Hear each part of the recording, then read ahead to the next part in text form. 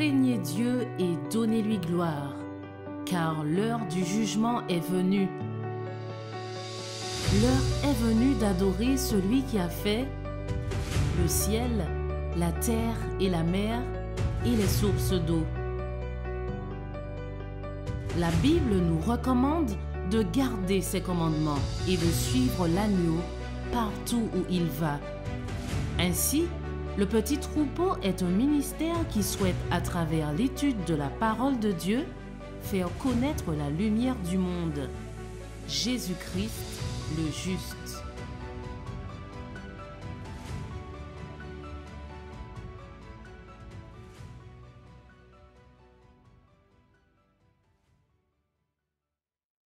Donc je disais, ce matin, nous allons continuer à aborder ce thème des 12 apôtres. Et ce matin, spécifiquement, nous allons parler de l'apôtre Thomas. Et l'apôtre Thomas, notamment,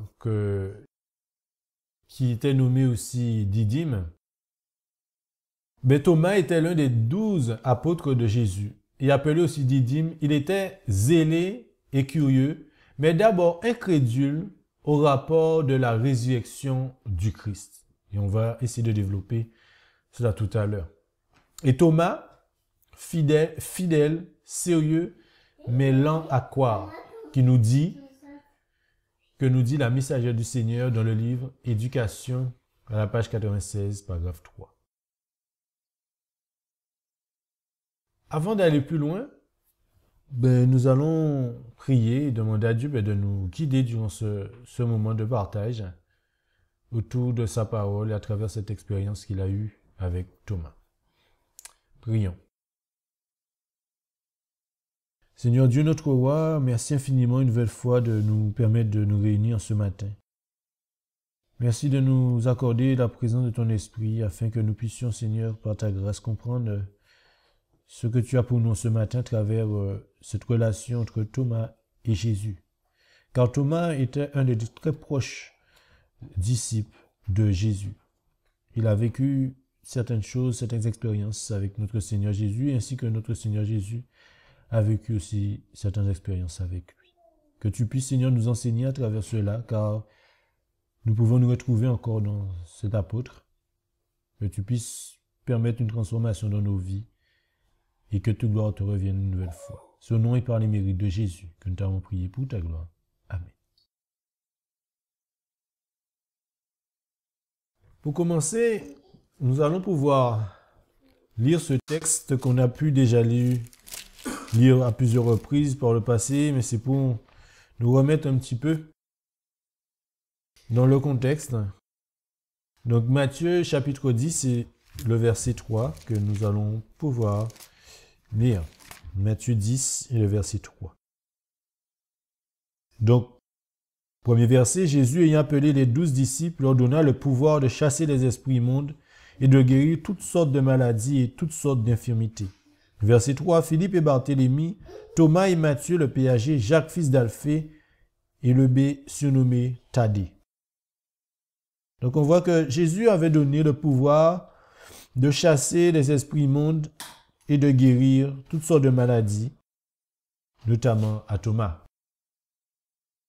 Et maintenant, nous allons pouvoir nous rendre dans le livre de Jean, chapitre 14. Jean au chapitre 14, et nous allons lire à partir du verset 1.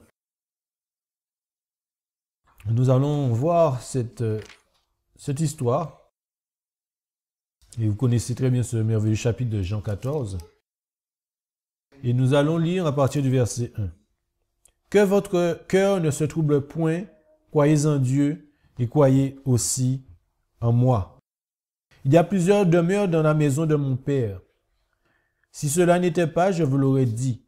Je vais vous préparer une place.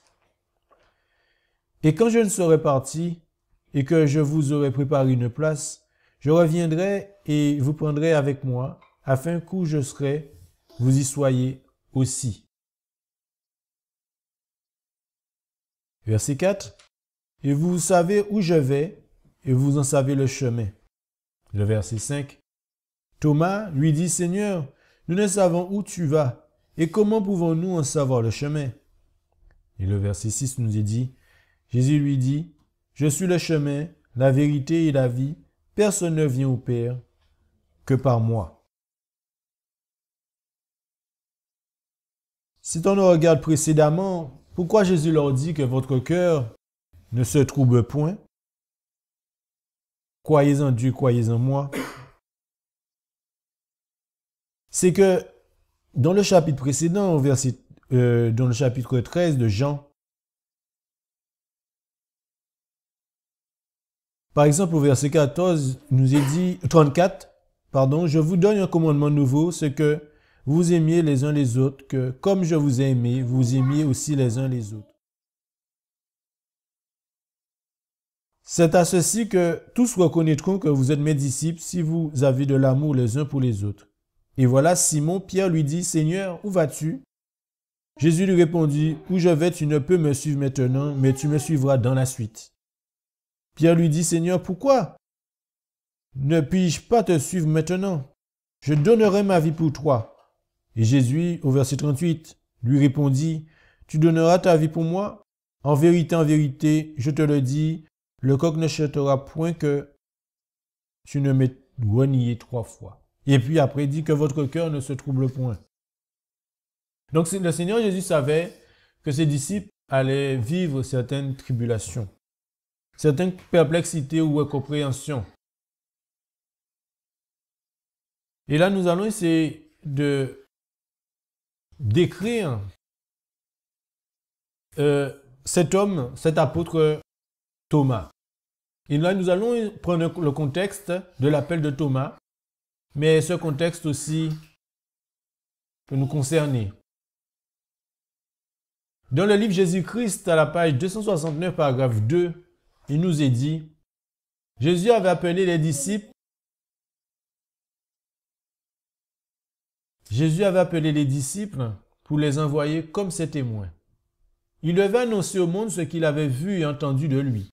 Aucun être humain n'avait encore été appelé à un ministère aussi important et que seul le ministère du Christ surpassait. Ils devaient être les collaborateurs de Dieu pour le salut du monde. De même que dans l'Ancien Testament, les 12 patriarches sont des représentants d'Israël, ainsi les 12 apôtres seront les représentants de l'Église évangélique. Le Seigneur connaissait, à la suite Jésus-Christ, page 179, paragraphe 3, le Seigneur connaissait le caractère des hommes qu'il avait choisis. Il n'ignorait aucune de leurs faiblesses ou de leurs erreurs. Il savait les dangers auxquels ils seraient exposés, les responsabilités qu'ils auraient à assumer, et son cœur s'attendrissait sur ses élus. Et concernant Thomas, dont le cœur était bon, il était timide et craintif. Il était timide et craintif. Et c'est vrai que hier soir, on en parlait avec les amis concernant la foi. Et aussi, à quel moment le doute aussi prenait place. Et Thomas, il avait des doutes. Il avait des doutes, Thomas.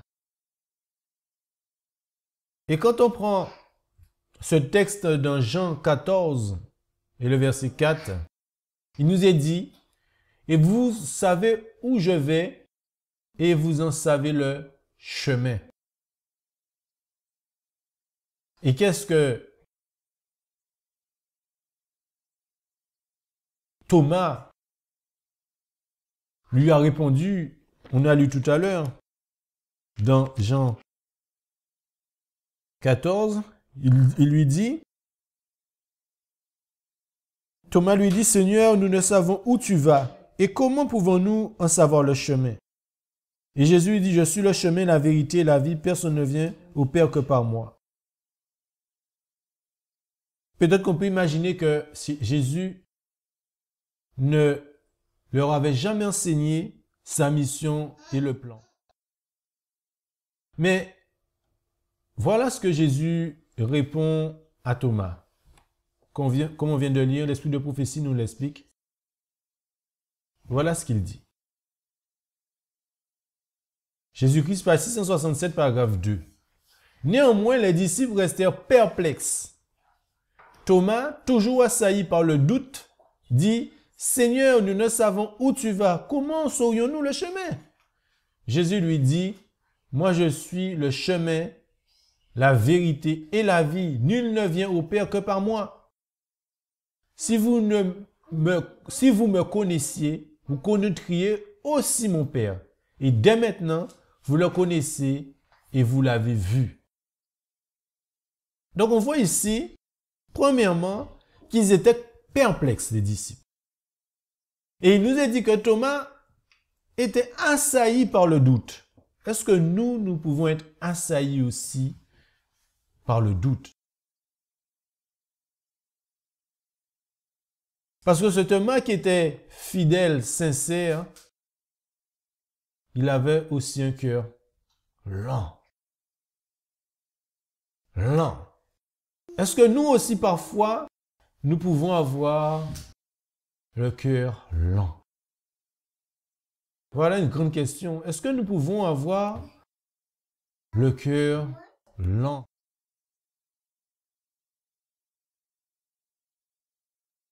Il nous est dit dans Testimony for the Church, volume 1,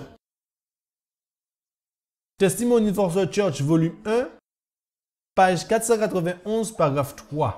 Voilà ce qu'il nous est dit.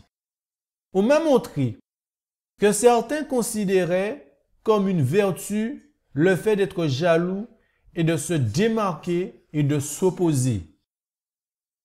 Ils se targuent de ne pas tout recevoir dès qu'ils le peuvent. Ils se targuent de ne pas tout recevoir dès qu'ils le peuvent. Comme Thomas, ils se vantent de leur incrédulité. Oui, on peut se vanter de notre incrédulité. Mais Jésus a-t-il fait l'éloge de les croyants de Thomas?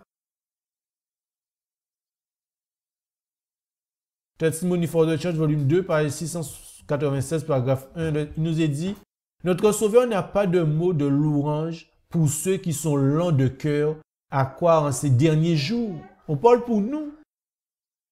Le Seigneur n'a pas de mots de louange pour ceux qui sont lents de cœur à croire en ces derniers jours.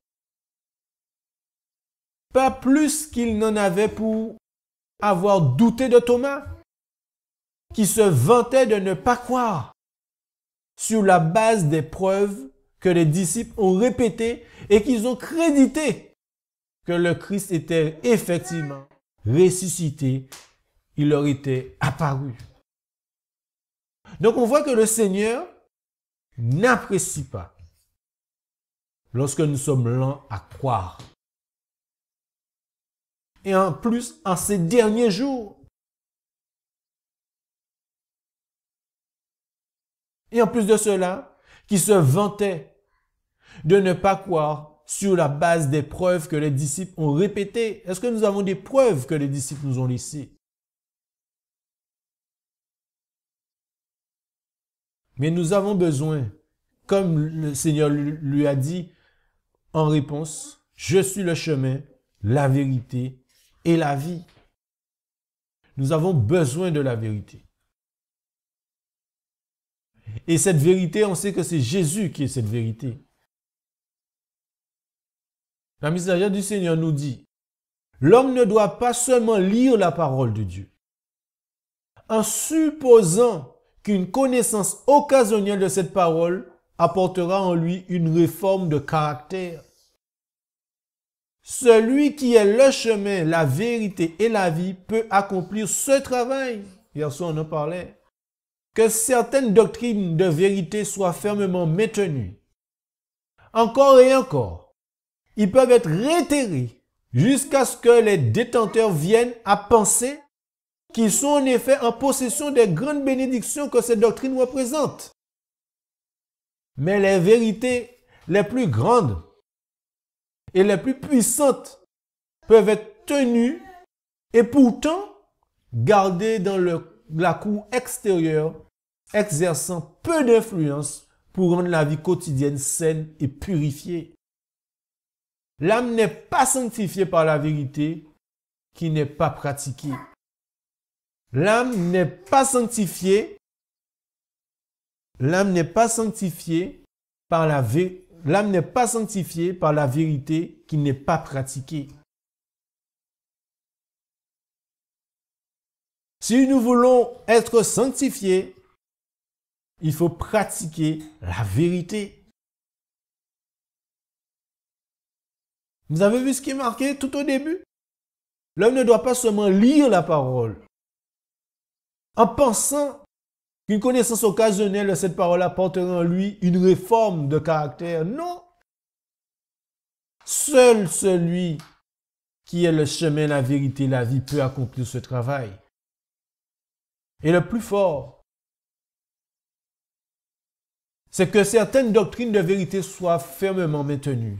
Et encore, ils peuvent être réitérées jusqu'à ce que les détenteurs, je suis riche, je manque de rien, les détenteurs viennent à penser qu'ils sont en effet en possession des grandes bénédictions que ces doctrines représentent. Mais les vérités les plus grandes et les plus puissantes peuvent être tenues. On peut connaître de A à Z. Mais les vérités les plus grandes et les plus puissantes peuvent être tenues et pourtant gardées dans la cour extérieure, exerçant peu d'influence pour rendre la vie quotidienne saine et parfumée. Et poursuit en nous disant dans la revue d'Hérald, nous devons avoir plus qu'une croyance intellectuelle de la vérité. Nous devons avoir plus qu'une croyance intellectuelle de la vérité. Beaucoup de Juifs étaient convaincus que Jésus était le Fils de Dieu. Mais ils étaient trop fiers et trop ambitieux pour se rendre. Ils ont décidé de résister à la vérité et ils ont maintenu leur opposition. Ils n'ont pas reçu dans leur cœur la vérité telle qu'elle est en Jésus. Ils n'ont pas reçu la vérité. On peut connaître la vérité et pas la recevoir. Lorsque la vérité n'est pas tenue pour vraie que par la conscience, lorsque le cœur n'est pas stimulé et rendu réceptif, seul l'esprit est affecté. Mais quand la vérité est reçue comme une vérité par le cœur, elle est passée par la conscience et a captivé l'âme avec ses principes purs. Voilà le cheminement, les amis. La vérité est reçue comme vérité par le cœur et elle est passée par la conscience et a captivé l'âme avec ses principes purs. Elle est placée dans le cœur par le Saint-Esprit qui révèle sa beauté à l'esprit, afin que son pouvoir de transformation puisse être vu dans le caractère. Et comme notre frère Pascal nous a déjà dit souvent, quand on lit notamment le livre vers Jésus, contemplez. Contemplez. Nous avons besoin de cette contemplation. Testimony for the Church, volume 6, page 67, paragraphe 1. Le Christ crucifié, parlez-le, priez-le, chantez-le, et il brisera et gagnera les cœurs.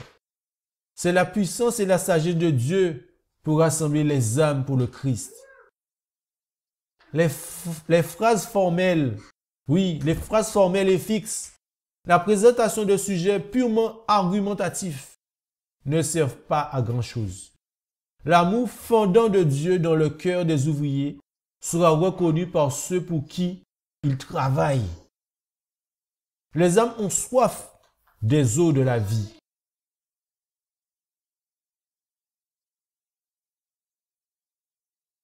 Ne soyez pas des citernes vides. Si vous leur révélez l'amour du Christ, vous pouvez conduire ceux qui ont faim et soif à Jésus, et il leur donnera le pain de vie et l'eau du salut.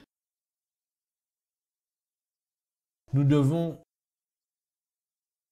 avoir cet amour fondant de Dieu dans nos cœurs. Nous devons révéler l'amour du Christ.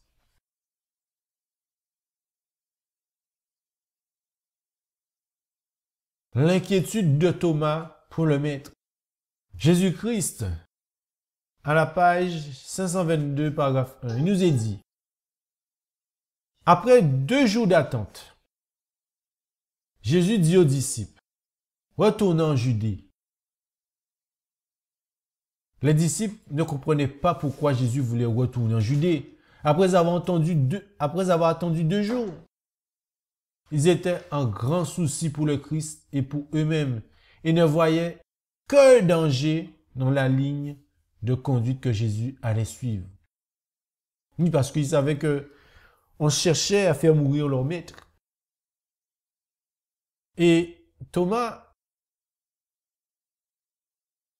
à la page 523, paragraphe 2, Thomas prévoyait qu'une mort certaine attendait son maître s'il allait en Judée.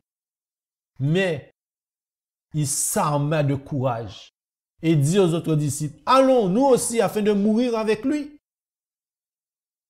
Il savait combien les Juifs haïssaient le Christ. Leur dessein de le mettre à mort n'avait pas réussi parce que le temps qui lui était assigné n'était pas entièrement écoulé. Oui, parce que le temps qui lui était assigné n'était pas entièrement écoulé. Pendant ce temps, Jésus pouvait compter sur la protection d'anges célestes. Aucun mal ne lui serait fait, même en Judée, où les rabbins cherchaient à s'emparer de lui et à le faire mourir. Donc on voit que malgré ce doute, tout ce parcours qu'il a pu avoir Thomas, dans ce cas de figure-là, il s'arma de courage. Mais, comme on a pu lire précédemment, Pierre aussi s'était armé de courage. Mais Jésus lui a dit, même avant que le coq chante, 3 fois tu vas me renier. Mais à travers cette histoire dont Thomas, avait de la crainte ou de la peur pour son maître, le grand doute a envahi ce cher Thomas. Oui, ce grand doute a envahi ce cher Thomas. Nos premiers écrits à la page 187, paragraphe 2, il nous est dit, à ce moment-là, Thomas n'était pas présent. C'est-à-dire que lorsque le Christ fut ressuscité, il n'était pas présent. Il ne voulut pas recevoir humblement ce que lui dirent les disciples. Il affirma d'un ton ferme et sûr de lui-même qu'il ne croyait pas à moins de mettre son doigt dans la marque des clous et sa main dans son côté qui avait reçu le coup de lance. En parlant ici, qu'est-ce que faisait Thomas? Il manquait de confiance dans ses frères. On peut manquer de confiance en nos frères. C'est vrai qu'il nous a dit, on le dit souvent, on ne doit pas mettre notre confiance en l'homme. Mais il disait une vérité. Ses frères lui disaient une vérité. Si tous avaient raisonné comme lui, personne n'aurait pu recevoir Jésus à ce moment-là, ni croire à sa résurrection. Mais c'était la volonté de Dieu que le rapport des disciples soit reçu par ceux qui ne pouvaient pas eux-mêmes voir et entendre le Sauveur ressuscité. L'incrédulité de Thomas déplut à Dieu, les amis. L'incrédulité de Thomas déplut à Dieu. Notre incrédulité peut déplaire à Dieu. Notre incrédulité peut déplaire à Dieu.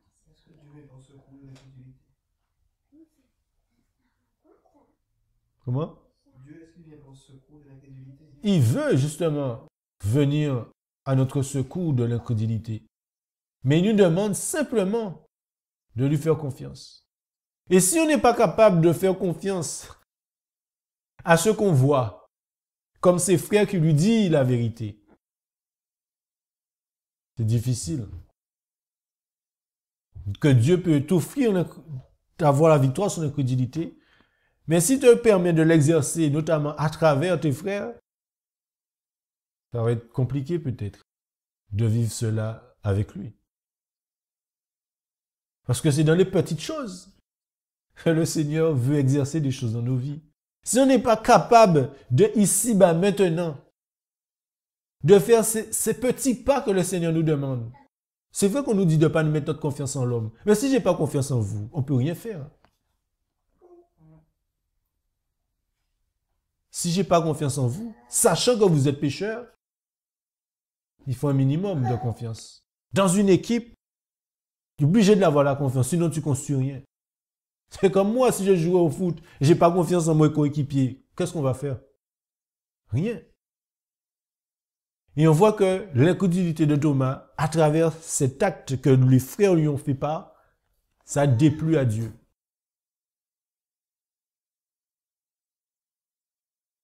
Thomas a déclaré qu'il ne croirait pas à moins de mettre son doigt dans les empreintes des clous et de mettre sa main dans le côté de son Seigneur.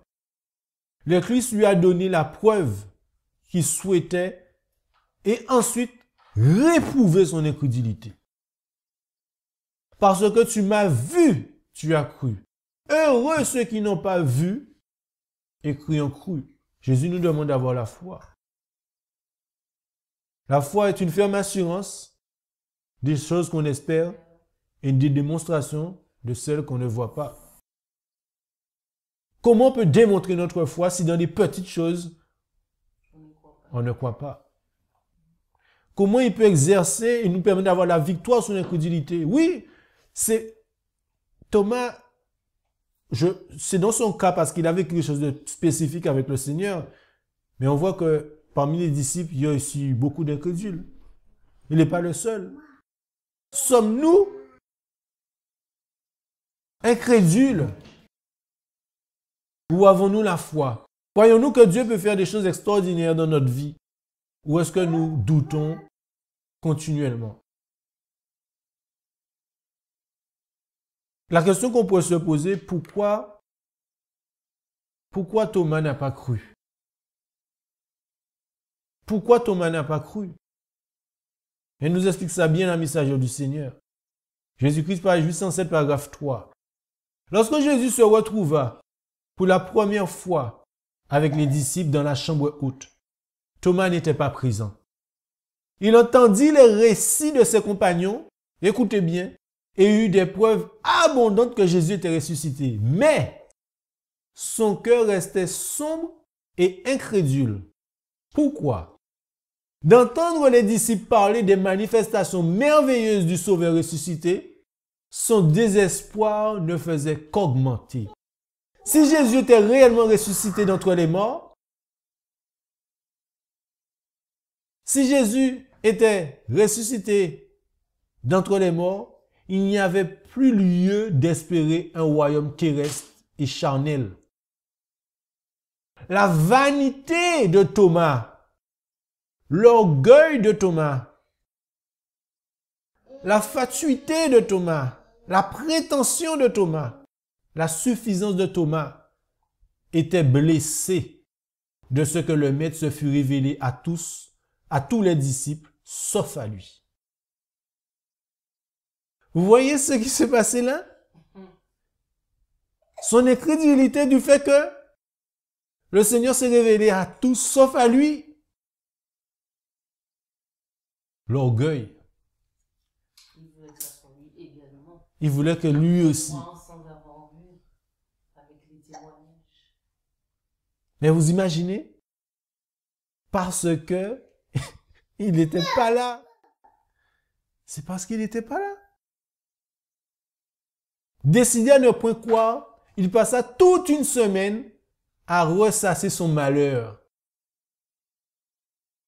qui lui paraissait plus grand en face de l'espérance et de la foi de ses frères. Moi, j'imagine ça, c'est une forme de jalousie. Pour moi, c'est une forme de jalousie déguisée. C'est parce que, les amis, il n'était pas là.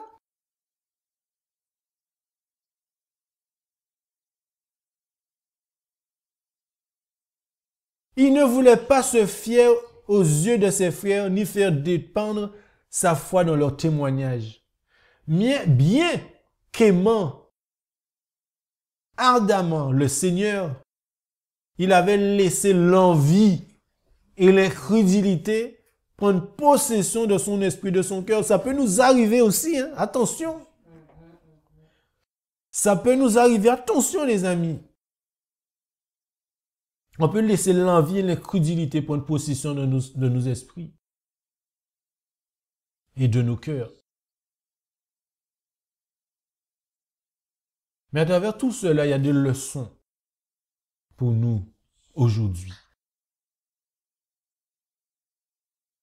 Page 804, paragraphe 4 de Jésus-Christ, il nous est dit « Plusieurs de ceux qui s'abandonnent au doute s'excusent en disant qu'ils croiraient s'ils avaient des preuves qu'ont eu Thomas et ses compagnons. » Écoutez bien mon frère. Écoute ça, écoute ça. Plusieurs de ceux qui s'abandonnent au doute s'excusent en disant qu'ils croiraient s'ils avaient les preuves qu'ont eu Thomas et ses compagnons. Ils ne voient pas qu'ils ont non seulement les mêmes preuves, mais beaucoup d'autres. Toutes les expériences que le Seigneur veut que nous vivions avec le quotidien. Parce que eux aussi, ils ont vécu des choses avec au quotidien. Mais non seulement ils ont vécu, mais ceux qu'ils ont vécu, on a le récit. En plus de ce que nous vivons.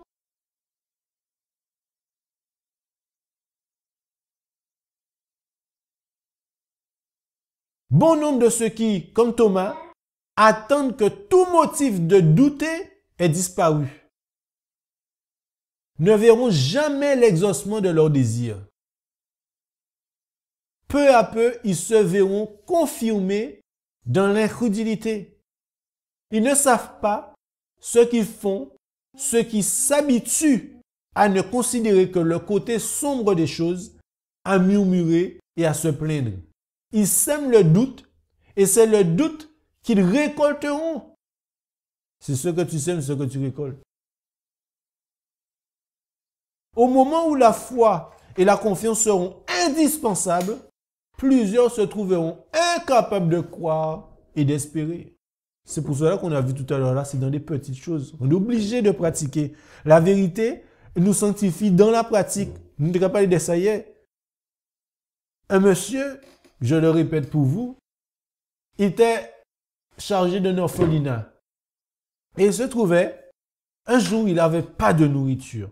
Mais qu'est-ce qu'il a fait? Il y avait au moins une trentaine d'enfants, je dis comme ça. Il dit à tous les enfants à table, tout le monde s'assoit. Mais il sait clairement que dans sa cuisine, il n'y avait rien. Et il dit, maintenant les enfants, nous allons prier. Et ils se sont mis à prier, Seigneur, merci pour le repas. Pourtant les assiettes sont vides et les enfants prient. Et permet que cela nous fasse du bien au nom de Jésus. Amen. Et quand ils disent Amen, il y a une sonnette, une sonnerie qui sonne à la porte de l'orphelinat. Et voilà-t-il pas. Un homme boulanger qui avait fait peut-être trop cuire ses pains, il ne voulait pas les jeter. Eh bien, il a ramené une cargaison de pain et a donné à l'orphelinat. Mais ce monsieur avait foi que le Seigneur n'allait pas laisser ses enfants sans nourriture. Il a exercé sa foi. Et le Seigneur nous demande d'exercer notre foi. Et il nous connaît mieux que nous-mêmes à travers des petites choses de la vie. Est-ce que nous croyons que nous avons un grand Dieu qui fait des choses extraordinaires dans nos vies?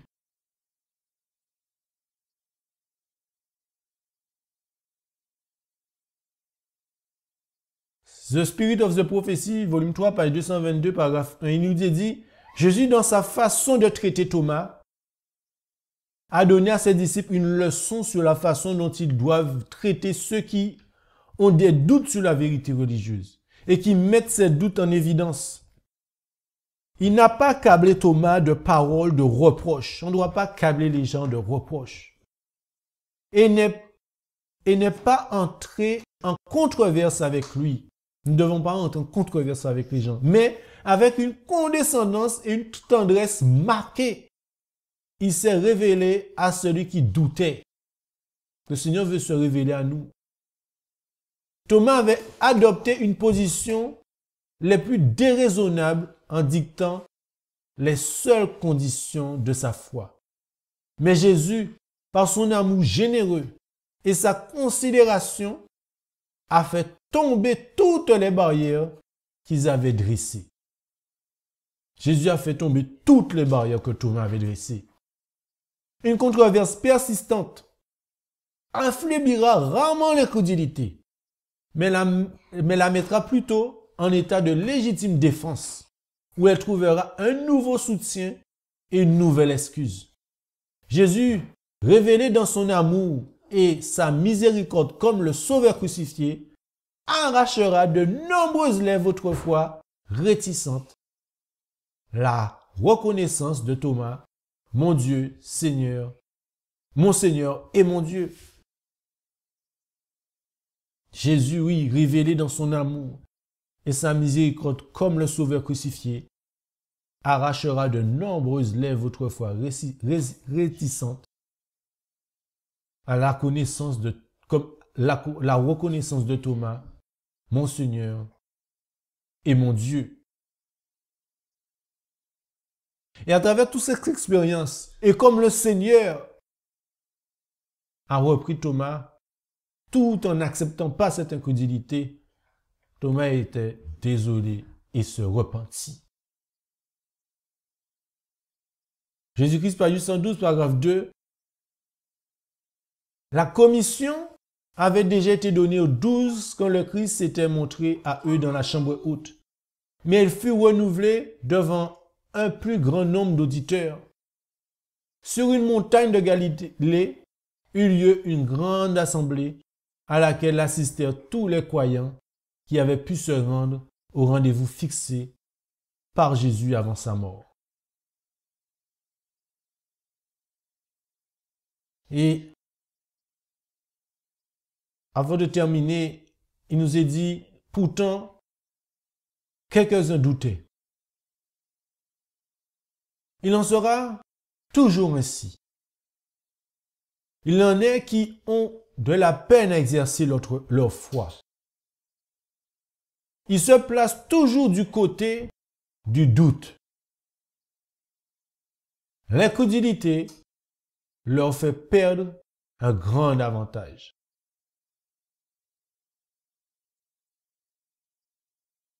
Et ce texte que nous trouvons dans Jean chapitre 20. Jean chapitre 20, verset 28. Où il nous est dit, « Mon Seigneur et mon Dieu. » Pourquoi il le dit? « Mon Seigneur et mon Dieu. » C'est quand il a vu, quand il a compris qu'il faisait fausse route. Quand il a compris que son incrédulité lui faisait défaut. Que le Seigneur puisse nous arracher de cette incrédulité si nous en avons. Qu'il puisse au contraire nous consolider dans la vérité car c'est lui le seul qui est le chemin, la vérité et la vie. Parfois le doute viendra nous assaillir. Mais rappelons-nous de ce verset, comme l'a dit Thomas, « Mon Seigneur et mon Dieu. » Qu'il soit notre Seigneur et notre Dieu. Heureux ceux qui n'ont pas vu, mais qui ont cru. Amen.